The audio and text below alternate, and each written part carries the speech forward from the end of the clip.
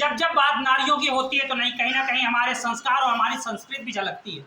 हमारे संस्कार और हमारी संस्कृति से पूरा विश्व आज भी कहीं ना कहीं नारी के आगे मस्तक है। लेकिन जब कोई दरिंदा नारी के साथ अत्याचार करता है तो निश्चित अंदर से एक आक्रोश निकलता है, और वो आक्रोश कहीं ना कहीं हमारे चेहरे पर, हमारी शब्दों में, हमारी वेदना में कहीं ना कहीं अभिव्यक्त बनकर हमको कहीं ना कहीं दिखता है। और आज गीता जी ने नारी के सम्मान में, नारी के लिए एक श्रद्धांजलि सभा के रूप में आज ये विशेष कार्यक्रम रखा, जिसमें लोगों ने मोमबत्ती जलाकर ये व्यक्त किया कि वास्तविकता में उस नारी के साथ कितना बड़ा दुराचार हुआ था।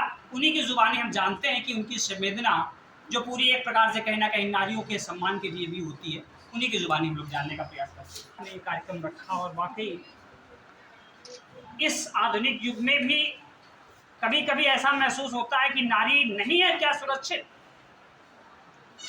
हम आपके चैनल के माध्यम से एक बात कहना चाहेंगे कि हमको सिर्फ भगवती भवानी ना समझा जाए, दासी भी ना समझा जाए, खाली दोस्त समझ लें।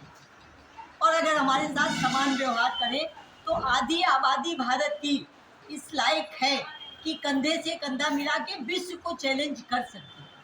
लेकिन हमको इज्जत देना सीखें।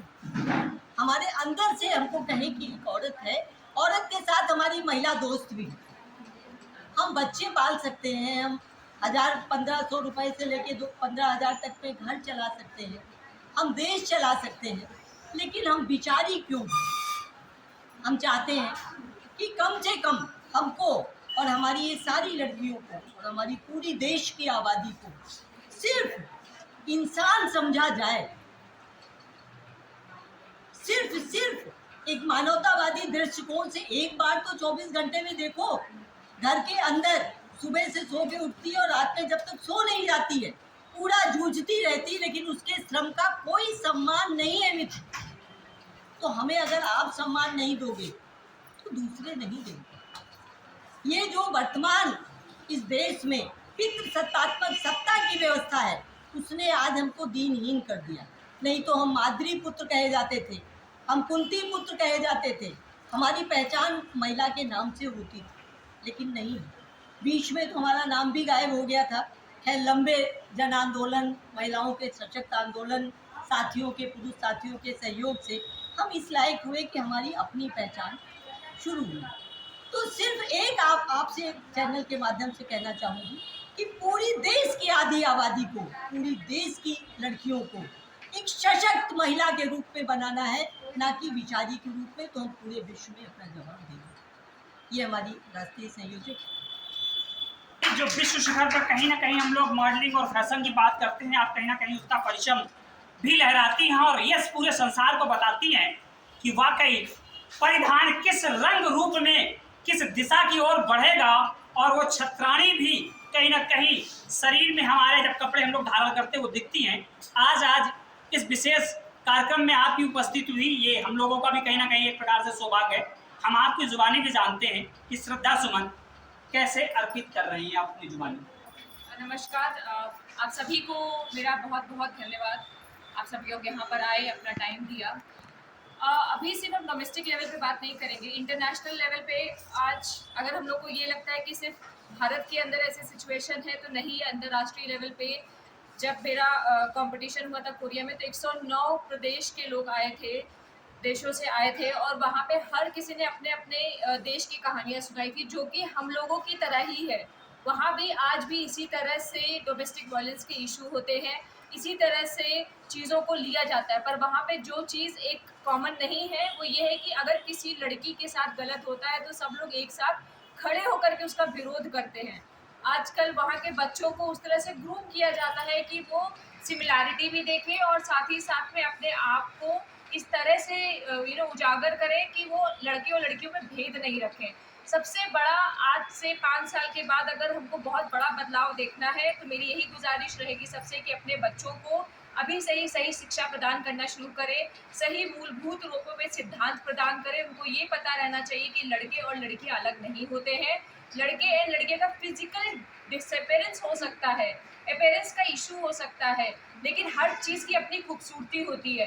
बुद्धिमत्ता में इन चीज़ों को नहीं लाना चाहिए। तो हम सब लोग यहाँ खड़े हैं, इसलिए खड़े हैं ताकि हम सब मिल करके आने वाली जनरेशन के लिए स्ट्रांगली खड़े हो सके। अगर एक लड़की पिटती है या एक लड़का पिटता है तो हमने पहले भी बोला, हम सबको एक साथ खड़े होकर के उनका विरोध करना चाहिए। और अगर हम सब एक साथ खड़ेंगे तो किसी की हिम्मत नहीं है जो आके अगले दिन आके बोल के चला जाए।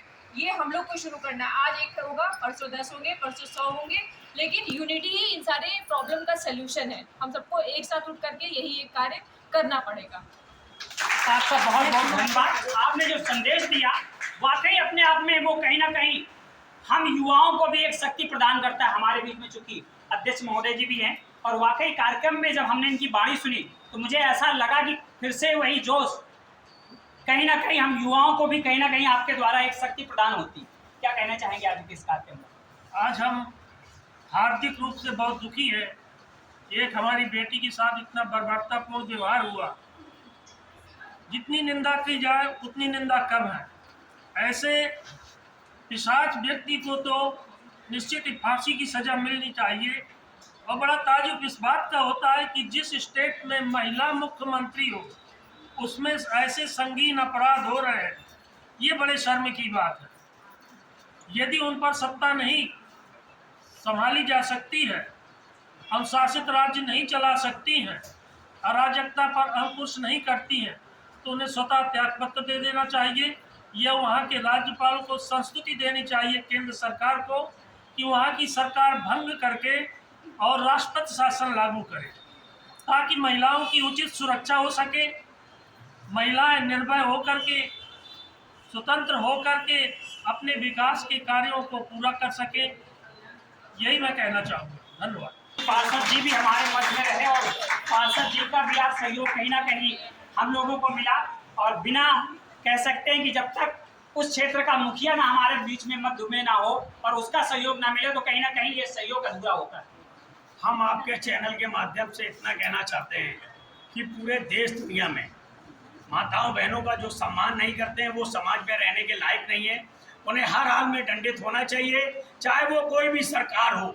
दरिंदों के लिए सख्त सख्त कानून बने और उन्हें बिना किसी सुनवाई के सजाए मौत दी जाए।